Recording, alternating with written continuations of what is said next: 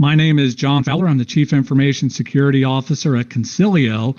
We're a global electronic discovery and legal services provider with offices around the world. I've been with the company for coming in on 20 years now and kind of came up through an IR background, a digital forensics background. And I'm happy and excited to be moderating this panel discussion today. One thing I wanted to bring up at the outset, one of our panelists, Nicole Beckwith from Kroger, is unfortunately ill today. So we'd like to wish her a speedy recovery. She's unable to join the panel this morning, but we do have our two other esteemed panelists that I'm going to throw it over to for introductions. So Tony, why don't we start off with you? Sure thing. Thanks, John. Tony Lee here. I've got over 18 years in the industry, and I'm currently the Vice President of Professional Services Delivery at Blackberry. Globally, we're comprised of a couple hundred people spread over 8 business units, including incident response, red team, our guard managed detection and response operations, and more. We are on the front lines helping our customers defend and respond to ransomware and other threats. So I'm really looking forward to sharing some of that firsthand experience with the audience today. All right. Thanks, Tony. Howard, do you want to introduce yourself? Sure. My name is Howard Israel. I'm a CISO practice director at Mandiant. Mandiant, pretty well known in the industry for incident response, 100% focused on cybersecurity. I've been in the industry since my very first day of my first job at the NSA. This is my 40th year working in what we used to call data security, then network security, then internet security and web security, and kind of where we settled on cybersecurity, at least at this point in time. At this practice, we provide CISO level services to our clients and also CISO advisory services. All right, thanks, Howard. One other minor housekeeping note: if you want to ask a question to either of our panelists at any time, feel free to send the questions in. I think instead of maybe waiting towards the end for a set Q&A time, we'll just try and weave some of the audience questions into our discussion today. We have a bunch of topics that we're going to talk about, but are always happy and we'll strive to answer as many audience questions as possible during our discussion. So feel free to use the chat window on the side to submit those. I wanted to start off, one of the things we have discussed in some of our pre-calls, we're all now in almost a post-pandemic landscape where, we entered this pandemic stage, massive shift. People started sending everyone to work from home. When are we coming back? We're not sure. And if you've paid attention, current events recently, the Omicron surge is waning at this point. A number of states are dropping or modifying mask mandates, modifying what requirements there are to return to businesses, to other things, other activities in cities and jurisdictions. And so as we enter this new landscape where it's not necessarily pandemic, but we're closing in on an endemic where COVID becomes manageable, I thought one of the first things we should talk about today is how do we manage this coming back in? Or are we going to have a great exodus of employees coming back into the office? Or do we think this kind of hybrid work model will stay, where we will not only have to worry about kind of the traditional everyone comes into the office, let's secure the office, but we're going to have to secure everybody everywhere because they've gotten used to working from wherever they want to. So Howard, I'm going to kick it over to you first, if you wouldn't mind offering your thoughts on that. Sure, absolutely. So I think remote working, at least part-time and for some people permanently, is here to stay. I believe a lot of people will be going back to the office, but there's still going to be a significant contingent of people that are going to be remote working, either part-time or full-time. I think just going forward, I don't know about any other people. I live in the New York metropolitan area, and over the last couple of years, you can see on the morning news that the traffic levels going into New York were like it was 6 o'clock on a Sunday morning, just empty with no backups or waits. But these days I see the standard traffic jams and rush hour traffic, 20, 30, 40 minutes in the tunnels, which is kind of what it was pre-pandemic. So I think there's already a lot of people that are back in the office already, just judging from what I see of rush hour traffic. But, I've been remotely myself since pre-pandemic in my current role, and part-time on many other roles throughout my career. And in the way of technology and in the information age and, the thought workers these days, I think it's just inevitable that this is just going to be a way of life, remote access in, lots of Zoom calls and video conferencing and things like that. Great. Tony, you want to add on to that? Yeah, sure. So I feel like the post-pandemic landscape is comprised of the pre-pandemic environment that we're used to, but also with a greater work from anywhere attack surface, right? And I do think that'll be the new norm for many organizations. And we've even seen some of those organizations make statements like, hey, we will allow remote work permanently for all of our staff, especially the tech-heavy organizations. I've seen a few announcements on LinkedIn and various news outlets as promoting that as kind of a perk. Hey, come work for us. You can work from anywhere. But this does pose quite a few challenges, right? It poses a bandwidth, availability, a visibility challenge, and not everybody has the same bandwidth at their home as they did at the office. Hosts and humans, they don't have the same local availability where that IT worker could just run over there and assist or remediate assets. Same thing with the security team. You see something happen on a laptop, you can't just walk over to the laptop anymore. The laptop may be clear across the country. So, remote endpoints, they do pose challenges. They don't always have the same network or visibility that, you once had within the safety of the corporate environment, which you'll see a lot of security vendors also switching kind of marketing terms to a certain extent, but also a security strategy, right? Protect the edge. And the edge is a lot wider than what it used to be. No, absolutely. And one of the things, and we have a comment from the audience, productivity, people working from home, working remotely, productivity shooting up. People are happy. Howard mentioned the traffic going into New York. I mean, people are genuinely, they've kind of embraced this work from home, and businesses have noticed, right? So if my productivity is up and I don't have to carry real estate costs that in the major metropolitan areas are significant, in some cases, you can see a tangible effect on the bottom line from embracing this remote work strategy from the business. But it does place more stress on our security teams, particularly if you're in a heavily regulated industry, finance, insurance, healthcare. There are a significant number of controls that have to be baked into this new, Tony, you were talking about a new security strategy, where you may have spent years kind of crafting a strategy to allow the business to operate within a regulatory framework, and that's almost blown up. And now we're trying to put it back together. One of the things that has come out of this and that is on everybody's talk track, Microsoft, puts out massive papers on this, is zero trust. We all have to move to zero trust right now. As CISOs, I'm sure we are constantly getting, getting calls, getting requests for meetings to talk about how to implement zero trust, or if you have zero trust, how we can optimize it. But let me go, Tony, I'll go to you first with this one. Is zero trust kind of the panacea here?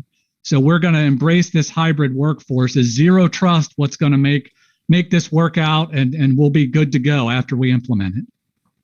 Oh man. So unfortunately, zero trust has become one of those buzzwords, right? In the great game of buzzword bingo. And it's not to say though that there isn't value there, but there are a ton of misconceptions. I think the biggest misconception is that zero trust can just be purchased, right? We can just buy it. It's a silver bullet. We can add it to our arsenal, but it's actually a concept or a philosophy where we're all going to strive to get there, but maybe we don't ever get to a point where we say, okay, we've got zero trust, right? And kind of the premise behind it is that you should trust nothing, validate everything, even if you're inside the network. And I know Howard, being in the industry a while, but me as well, where years ago we kind of focused on making the exterior of the network as hardened as possible, right? And we sort of neglected the inside of the network a little bit. So it was kind of, I think we made the analogy of the M&M, right? It's a hard outer shell and it's a little softer on the inside. But now what we need to do is kind of assume the breach will occur, and then we make it more difficult for threat actors to achieve the goals if they are successful in breaching the network perimeter. So, and the attacker goals they vary, depending on what they're trying to accomplish, right? But almost always it includes some kind of data exfil or launching the ransomware, but in nearly every circumstance, the attacker needs to escalate privileges, utilize the creds to laterally move in the network, and then eventually spread the malware, which is often just a poke in the eye, right? It's to get your attention so you pay the ransom. But if we can increase the difficulty in gaining privilege access and the lateral movement, then we can lower the likelihood of a successful and a widespread ransomware attack.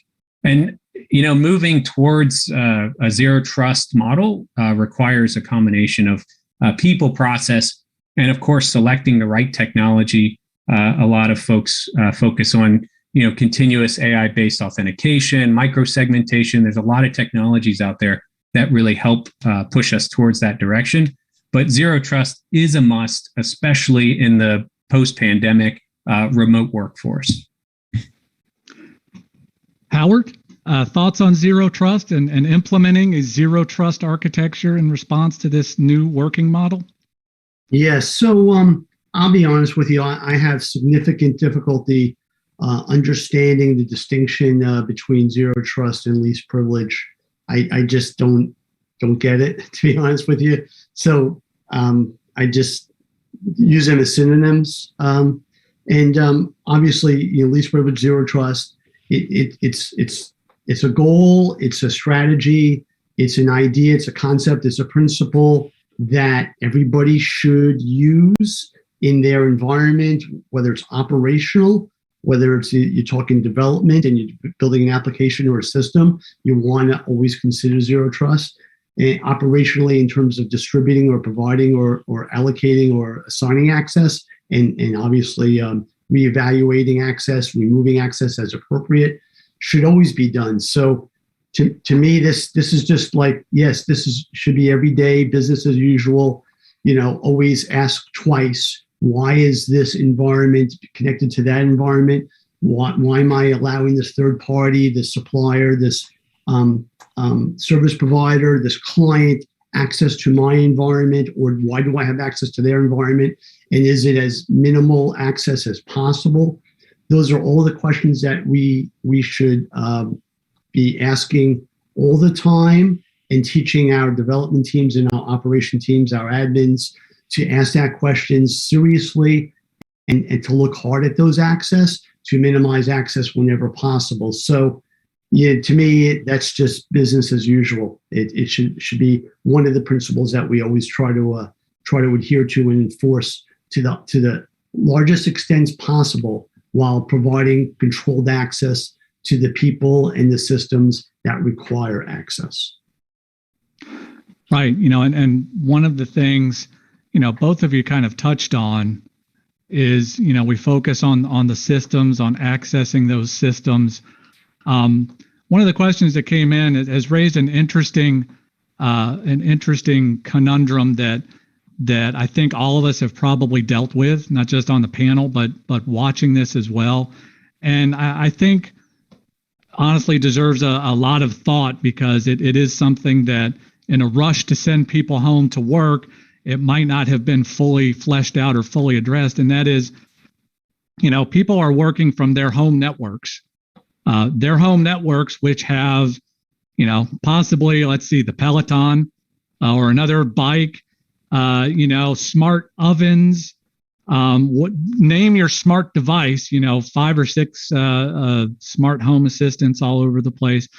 So we've gone from this concept of a relatively locked down network where we control access to the network, we control what devices plug in. Well, now we have employees working off of a network connection that all kinds and manner of devices, I won't say insecure, I'll say secured to certain degrees, depending on the device, but they're also connected to this network. They're also broadcasting outside the home. The signal just doesn't stop at the 4 walls of your house. So how do we address this with our employees, in terms of best practices, securing their own home network, and kind of a more specific use case that I've had some moderate success with is talking to your executives and the executive team about securing their own home network. So Howard, I'm going to kick that one over to you first and get your thoughts, since we're all on this panel from our home networks. Yeah, isn't that interesting, right? So look, this is a challenge today. I don't feel 100% confident that this challenge has been adequately addressed with our current technology.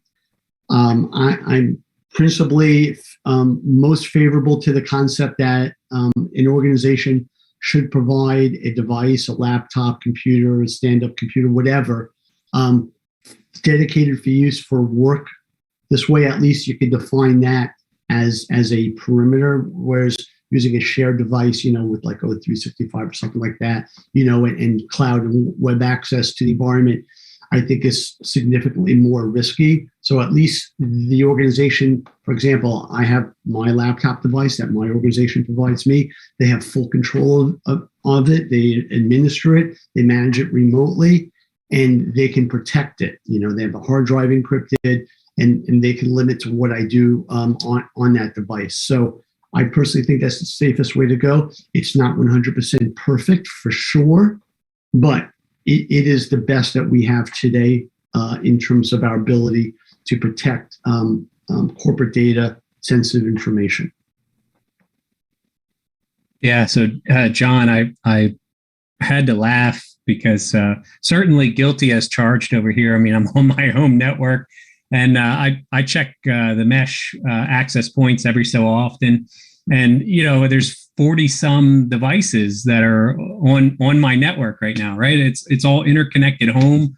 I don't have a IP enabled coffee machine or anything, but, I have internet connected everything else. So certainly guilty as charged there. But as Howard was saying, an organization should be protecting the corporate asset, right? I mean, we should have full disk encryption, firewalls up, lockdown system, all of that being enforced from corporate policies that cannot be modified, right? Your end users shouldn't be running with administrative privileges, so they can change these settings. But the sad point is, it's not, that isn't the norm, right? Especially at the start of the pandemic. I heard stories about people just using their home laptops, right? They had to leave the office. They used their home laptop, or even worse, I don't know if it's worse, but sometimes they'd run out to the Best Buy down the street and just buy whatever laptop they could buy so they could access corporate assets and then continue, to serve the business. But, at some point, we have to say this is the norm going forward. We have to expand that edge security, rein in whatever assets we have out there. We have to discover them first, probably. Discover them, rein them in, get some corporate security software on there, and then manage and lock down those policies. Then it doesn't matter if you have 40 plus other things on the environment, as long as it cannot affect the corporate assets.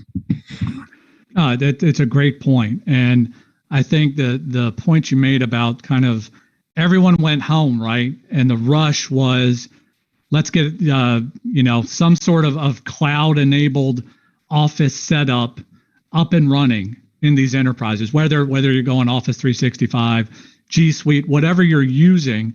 The rush is to get that. And I think a couple of follow-up points on that. So one, you mentioned people that went down, bought some at Best Buy, because you told me to go home, my laptop's in the office, or I don't have a laptop, I have a desktop. Right. You sent me home, so I'm going to use what I have here at the house to work. I think people started doing that, and then it was like, okay, well, this seems to work. They can log in, they can check email, they can connect to this, connect to that, and then I've talked to a couple of peers in the industry that you run into problems when you try to put those security controls in place, in essence, close the barn door after the horse has left. So your employees are happy. They're accessing all of this off their own laptop, and they're able to work and do other stuff at the same time. And then you impose security controls, and there's some friction and some pushback from employees that has to be dealt with. Not that it can't be managed, but it creates friction where there wasn't any before.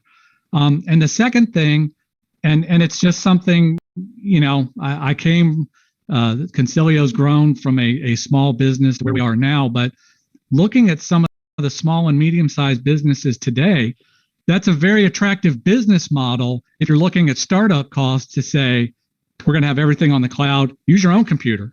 I don't have to provide you with any kind of equipment or anything. If I'm a 15-person startup, use that. I'm going to save some capital costs and try to factor that in. So I think, one of the things that we can look to as an industry is maybe, I know CISA has put some out, but some best practices for these SMBs that are trying to find a way to cut costs or save costs as best possible to weather the pandemic, to weather some of these other events, but also keep them secure at the same time. Now, we had both of you had talked about kind of the risks coming into these people working from home, but what other types of risk do you see out there now? So we have this hybrid workforce where it's probably a majority working from home, but still some in the office. So let's broaden the landscape a little bit and try to look everywhere. What are some of the big risks that you see in 2022 or 23 going forward? And Tony, I'll kick it over to you first. Sure. So it probably won't surprise very many people that, the Blackberry incident response practice, we're still seeing a ton of, threat actors leveraging externally available RDP. And some of that is exactly, caused by the pandemic, when folks are trying to figure out how to enable this work from anywhere environment. They say, well, people RDP into this system. Maybe we can just make it a little bit more available, loosen the firewall rule on it. And what turned into an emergency situation and an emergency solution ended up being a more than permanent solution, right? Just like you were saying, John, we've got to rein some of this back in. So we still see a ton of externally available RDP. Phishing attacks, of course, they still top the list just due to the low cost and high success rate. But we're also seeing a lot of externally available systems that have zero-day vulnerabilities on them. And these are extremely popular products out there, like Citrix and Microsoft Exchange and file transfer servers and Confluence, and now all these systems with Log4j, right?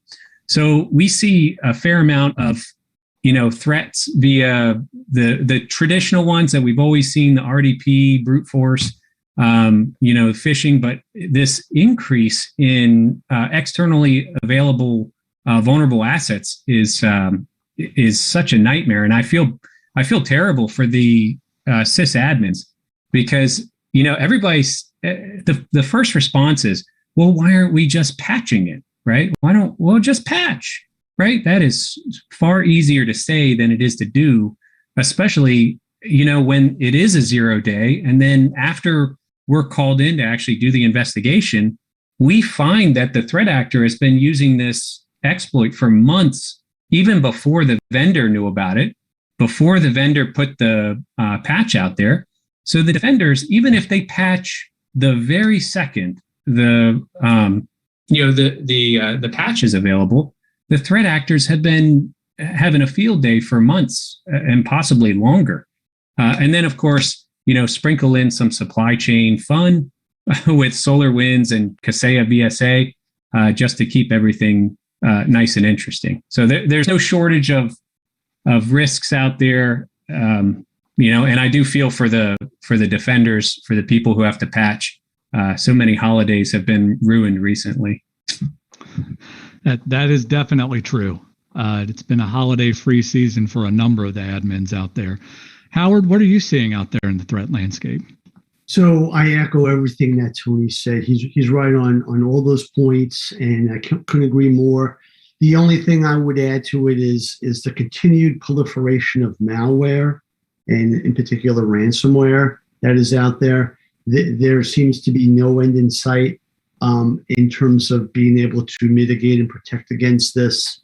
The attackers, they keep getting in. Whatever that tunnel is or that hole is that they find, whether it's 0 day or third-party supplier or a phishing attack, and then those attackers being able to implant and direct malware to the detriment of an organization. I think that still remains the number one threat for the foreseeable future. I think we'll make inroads into marginal protection on a regular basis and improve our capabilities to prevent those types of attacks. I don't see a silver bullet, unfortunately. Maybe there is one and someone will come up with something. Maybe someone listening right now will come up with something, which would be awesome. Make everyone's life a whole lot easier. And I have to also echo Tony's comments about the difficulty of vulnerability management. Just as a quick aside, I've stood up at least one program and worked with multiple customers on existing programs, and their programs, they tend to be run and they tend to get stuck, and it requires a lot of diligence and work with a lot of team members across the environment, in particular IT, admins, network people, firewall people, people that run the servers and the endpoints, to keep that program, keep the program making traction, to keep progress on those programs, because they can slow down and stagnate. And although the senior level, the senior manager, CIO get the message that we have a program in place and it's working, in reality, it can stagnate and lose traction and actually regress over time if it's not maintained and attention given to it on a regular basis. So I encourage everybody to look at their programs closely, especially their external footprint, obviously, which is their most vulnerable.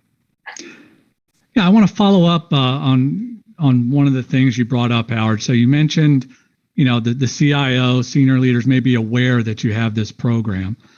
You mentioned ransomware just continues to explode. So what is it? What's the message to the senior leaders, right, that are coming to CISOs, IT security? They're coming and saying, what should we look out for? What is out there? What should we do? What's the messaging we need to communicate as security leaders to the business leadership as a whole, so that they understand not only the threat landscape that's out there, but what can we do, or more importantly, what are the limitations of what we can do in response to those threats? Howard, I'll kick it back to you if you don't mind. How should we talk to the execs and senior leaders about this? So obviously their awareness is required. You need to understand what that threat landscape is, what the exposure is, their footprint, and their vulnerability, their environment's vulnerability to these types of attacks. So that's an obvious step one. Step two is their endorsement and diligence in terms of making sure that they notify that and make clear the importance of cybersecurity across their environment and across all staff that report in, all the IT people, all the teams, and even on the business side, the business owners, to make sure that they understand it's their responsibility too. Because I'll be honest with you, throughout my career, I've seen many people say, that's a security issue. It's not my problem. That's security's problem. I'll just take care of what I need to do and let security worry about that because it's not my responsibility. And the third thing the senior leadership team needs to do is impart have them impart on their staff that in fact it's everybody's responsibility. The security team does not know all the nooks and crannies and have the knowledge of the environment that the IT team, the operational team has about the environment. And a lot of things don't get floated up to the security team. The operational people just make a call and decide to do something, not do something, turn on something, turn off something, or just ignore an issue because it's not their priority today because they have their task to do whatever they need to do. This attitude needs to change. The senior leadership team needs to make it very clear that if there's an issue or a problem or a suspicion of an issue, this needs to be escalated to somebody to address, whether it's other operational people or security people or both. It cannot just be ignored. It has to be everybody's responsibility. And I've seen organizations mature over time where this message does get across, and suddenly a lot more things become visible, a lot more disclosures or breaches become known more frequently because of that knowledge and that understanding that it's everyone's responsibility. Whereas previous to that, maybe even months or even years before, when it wasn't everyone's responsibility, things were not understood, breaches were not known, or not escalated up to the right people to address. So it is a mindset change in adoption that needs to occur, and it needs to occur at the earliest age in terms of technology. As people learn and use technology, to understand that no matter what the technology is, in my experience, there's always been a security aspect to whatever technology you're talking about. It's a matter of understanding what that is and making sure that it's addressed. Thanks. Tony, do you want to add to that? Sure thing. Yeah, I agree with Howard that, it is everybody's responsibility. And when Howard was, mentioning, it's IT's responsibility, it's the end user's responsibility. I just kept thinking about shadow IT, especially, during the post-pandemic early on. I'm sure there were all sorts of inventive, creative ways to keep the business running, but some of those probably still linger. And we do need to work as a team to flush them out. It is everybody's responsibility. And the security program, there's no way they're going to find all of it, right? So just, we need to also kind of break down some of these barriers, right? It's not always a cooperative relationship. Sometimes it's a little contentious, right? Oh, this is just the security team trying to tell me what to do. But that needs to go away, right? We need to, somehow break down those barriers. And I think a lot of that comes from the senior leadership, right? If the senior leadership is not creating a lot of that tension, especially at the next leads, and then, finally the end users, I think we can get beyond some of that. But, when we speak with the execs, a lot of times we just ask them, hey, are you even doing the basics, right? Are you doing stuff like real-time continuous monitoring?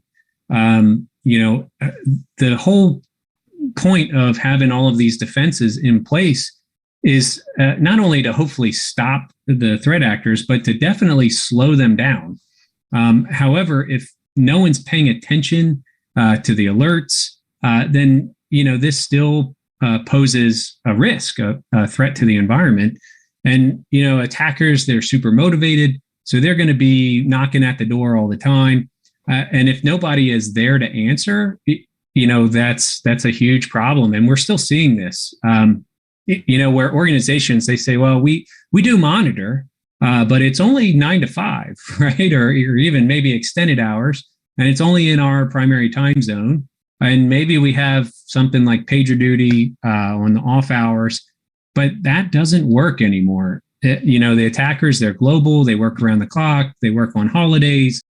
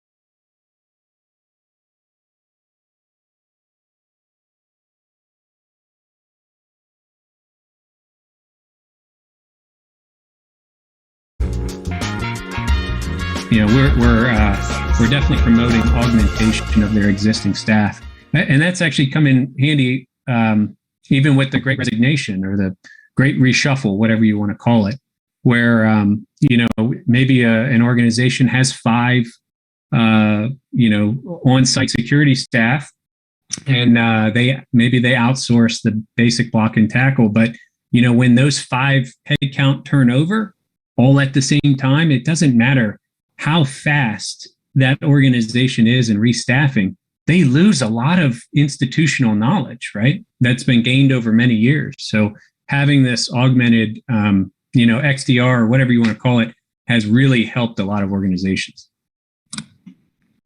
Okay, so I want to, if those of you in the audience are seeing some blippy things happening with your stream, there is a momentary glitch there. I think we are back live broadcasting, so don't change the channel.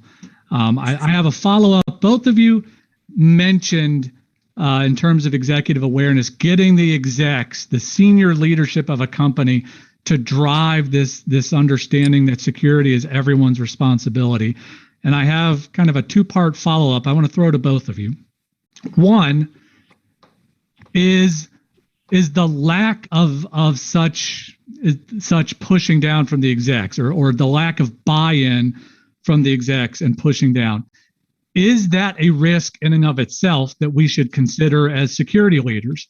That you have a senior leadership team that really doesn't, I need security, so I can say I have security, right? I want you to do whatever it is that you need to do, and however much it is you need to spend for me to say I have security and I am compliant with check the framework. Is that in and of itself a risk we need to consider? And then the follow-up to that, if you have senior leaders, execs that don't buy into this, are there 1 or 2 kind of tips that either of you have seen in your careers to try and get that buy-in? And Tony, we'll start off with you. So the first question is it a risk if the execs don't understand security? Absolutely. It is a risk. It's part of, educating your leadership team. And that's the responsibility of everybody in the company. So, how do you counter it? I would say point to others within the industry that have experienced issues, experienced a breach. It's become public. Quantify it. That's the biggest issue. The common explanation that I hear all the time is, well, it hasn't happened to us. right? How do we know how bad it's going to be? What is the return on investment in all of the security spending that we have done, right? We've never been breached, so we don't know what the return on investment is. But you can look at others in the industry, right? If you're in the power industry and you have or the oil and gas, you look at Colonial Pipeline. Look at how much they spent. It was what, $4.5 million in the ransom. JBS was up near 10 million. So if you're in the food industry, you can point to that and say, well, you know, if we're like-sized company, we are in the same market. If that happened to us, maybe we're looking at a similar $10 million ransom bill, right? So I think conveying that risk using, you know, similar breaches and this is an upside and a downside, right? How public these have become, right? Previously, there's no way I would have like a relative of my family calling me going, hey, did you see that ransomware? They're just not in the industry, right? They're not living, eating, breathing cybersecurity. But when they can't pump gas, right? When they go to 3 different gas stations and there's no gas, it affects the general public. It's raising awareness, and it should raise executive awareness as well. And I think you also mentioned the compliance frameworks. We hear that quite a bit as well. Well, we're compliant, but compliance is not the end all be all, and we need to avoid looking at just the letter of the law, right? We conform to the letter of the law. It really needs to be about the intent of the law. And I'll give you 2 really good examples. I had an organization say, well, we perform vulnerability scanning and it's, company-wide. But when we looked at the settings in the vulnerability scanner, it only scanned for 10, it only used 10 plugins, right? Not the hundreds or thousands of plugins that are included with the product. It's just 10 plugins. So they could say, yeah, we vulnerability scan everything. And then the other one I see quite a bit is, oh yeah, we've got firewalls in place. They're between these network boundaries. But then you look at the rule set and right at the top, there's an allow any, right? So essentially the firewall is not even there, but they have a firewall, right? So, it's not just about compliance. It has to be about the intent of the law or the framework. Yeah, Howard, what do you think? Execs that aren't buying in or are maybe hesitant to make security a priority for everybody? Yeah, so early on, I've dealt with this issue, and everyone looks to the security organization as the responsible party. The head of security, the director, the CISO, whoever that is, the VP, it's ultimately their responsibility of security, cybersecurity for the organization. They're the first one that's going to get called or called up or texted or emailed when there's a problem. And it's going to be their headache as well as a bunch of other people as well to address. So when the security leadership, the CISO, has an issue and they don't have the proper support or buy-in from their executive team to address something that the security group thinks is a problem, that's an issue where the security person now has, I believe, the only thing that they can do at that point is to explain the risk that the organization now faces if their concern is not addressed, if the security person's concern is not addressed to an adequate manner. Because at that point, they're hamstrung. They don't have the support of senior leadership team. So at that point, if you can explain the risk and kind of convince the leadership team that, hey, they need to change their mind on it, that's great. Then they've kind of succeeded. If they are not able to do that, it's certainly incumbent upon the security team to explain that risk to them, because it can't be the answer that the leadership team, the executive team didn't know, wasn't forewarned, or did not understand the risk that they were now taking. It can't be that answer, right? Because that's clearly going to come back to the security person as failing to explain to the executives what the risk was. Okay, so hopefully you win that argument. You're convincing and you get the support of your leadership team, and you can sway them. But you can't always do that. And I've seen situations, honestly. I worked in organizations that had a lot of support, from the executive leadership team to all the way to the other end of the spectrum, where it was more or less a checkbox, and they looked at security as, honestly, getting in the way of business, right? Where I've seen security teams being shot down by the CEO as getting in the way of getting business done, which is honestly a complete lack of supporting is my perception, and not really good for the security group. Not good from a career point of view. So, and I've seen people change their mind. People who are the leadership team supporting security every single day, but in this situation, no, they're gonna go the other way, support what the IT guy says, and go in there and make, just my job is to make sure they understand the risk. And at that point, that's all I can do, because I'm being overruled, right? So, that's kind of the best I can do. Yeah, Howard, I've actually seen that manifest in creating a governance issue where they have the CISO, instead of reporting directly into the CIO or somebody with a decent amount of authority, they'll have the CISO report into the VP of IT, right? So how do you think that's going to play out? Oh, we've got this security versus usability challenge here. It's always going to go towards the IT side of the house rather than the security side of the house because of the reporting structure. So I've seen exactly what you're saying, Howard, manifest into a governance issue within the organization. And I can tell you, the CISO in that lineup every single time will feel like this company does not take security seriously. Yeah, I agree with that, and that's why I'm generally of the view that the security group, the cybersecurity group, should report outside of the IT line chain of command. And absolutely, to the COO or CEO, or the board of directors, or someplace where they can go to and get a kind of a third party point of view on that. That is my preference in 98% of all situations I've seen and work with. I think it works a lot better from the security area, and it provides a check on the IT group.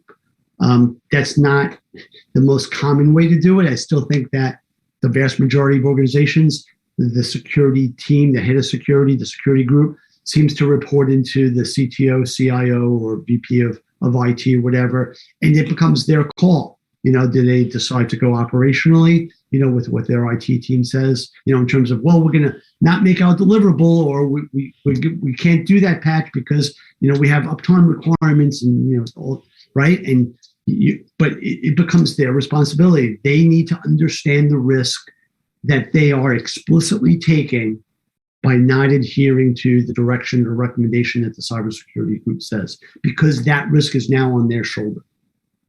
Yeah, and I know we keep kind of saying it's either or, right? But it's not always either or. It's usually a blend, right? There is a middle ground.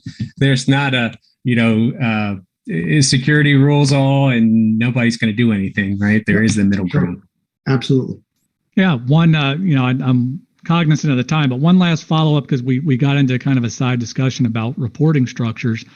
Have either of you in your careers run into a situation where security is reporting up to either general counsel or a chief risk officer, if the organization's big enough to support a risk organization? Have you seen that, and how prevalent is that? Yeah, so I guess I can take a first stab. So again, John, you hit the nail on the head. In the larger organizations, sure, that is possible, but I don't see it in SMB, and certainly smaller than that. It just comes down to a cost and a headcount issue. Right. In my experience, chief risk officers are almost exclusively in financial services, and they tend to be, larger financial services that have those organizations, because they have a much bigger view of what risk is about, like third-party risk, counterparty risk, operational risk, where cybersecurity falls under, things like that. I've worked in organizations and worked with companies that have it both ways, whether the security group reports into IT or the head of IT, and the security group reports into the COO or some executive level, even the legal group, even the finance group, which I never really understood very clearly why that would be, but I've seen that as well. And it depends. It depends on how willing that senior leadership person is willing to fight for the security point of view. Sometimes they get it and they understand it and they support it very well. Other times they just don't know, they don't get it, they don't support it, and the security team, even though they come up through say the chief legal officer, head of legal, they don't necessarily get to support to fight against IT, and they can lose. So it all depends. It all depends. I've worked in many organizations where it's all over the map. Yeah, I am curious, Howard, one other follow-up I had, because something you mentioned, reporting to the board. Is there, I have never come across this in the wild. So have you seen an instance where the security function or the security head reports directly to a board of directors? Only on a dotted line basis. Okay. So here's the problem with the board is you either need to have a direct relationship, and typically when I say board, it's typically the audit committee. The audit committee, or the risk, if there's a risk committee, the risk committee. So the problem with this relationship is, look, doing reporting up to them on a quarterly or whenever they meet is fine. But sometimes the CISO needs interaction outside of those calls and meetings, and that could be pretty intense if there's a security issue going on. So it's not necessarily the optimal situation unless that team or the board member or the committee is going to be very hands-on and supportive and interact a lot with the CISO. It can work that way. It doesn't necessarily work that way. Right. We're about 7 minutes from the top of the hour here. So I want to thank everybody again for staying with us for the whole hour. I think at this point, Tony and Howard, I'll go to each of you for some closing thoughts today. Tony, let's start with you, and then we'll go over to Howard. Yeah, sure. So for closing thoughts, I usually think of what can you take back to your organization, right? I mean, you listened to Howard and I and John chat for nearly an hour. We covered a lot of stuff, but when it comes down to it, we still see organizations with the mindset of this can't happen to us, right? We won't be the next organization on the front page of the paper, experienced a breach. But what we need to do is change the mindset and assume that it will happen to you, right? And we have, ransomware as a service to thank for that. It certainly has allowed threat actors to scale like we've never seen them before. They don't have to be great end to end anymore. They don't have to write the malicious software. They don't have to set up the infrastructure. They don't even have to extort you. They can farm that out to people who really excel at it. So you have to assume that it's going to happen to you at some point. And then, with that assumption, start asking yourself, do we have an incident response plan, right? Do we have a disaster recovery plan? Do we have an IR retainer in place? Are we performing the basic assessments such as asset identification, vulnerability management, red teaming, phishing exercises, tabletop exercises? We see, of the organizations that do have an incident response plan in place, we ask them, have you ever exercised it? Have you ever tried it out? Because when you do experience a breach, it's chaotic. And if it's not muscle memory at that point, you're going to make some mistakes. So we certainly recommend tabletop exercises, run through the drills, make it muscle memory. If something bad were to happen, everybody knows what to do. Everybody has their job. They know how to execute it. And, the last thing, again, we are seeing a lot of organizations that just don't have the headcount. They don't have the expertise. They don't have the hands-on keyboard. And if you don't have it, reach out to your trusted service provider, your MDR, your XDR provider. Get them to help you, right? They do this day in and day out. They live it, and they're quite efficient at it, and they can help you. Thanks. Every time people talk about have you tested your plan, I always go back to the Mike Tyson quote about everybody's got to play until you get punched in the face. Punched in the face. That's right. So very good advice there. Howard? Yeah. So Tony said all the right things there. No doubt about that. If I could summarize in just a minute, because I know that we're really coming down to the end.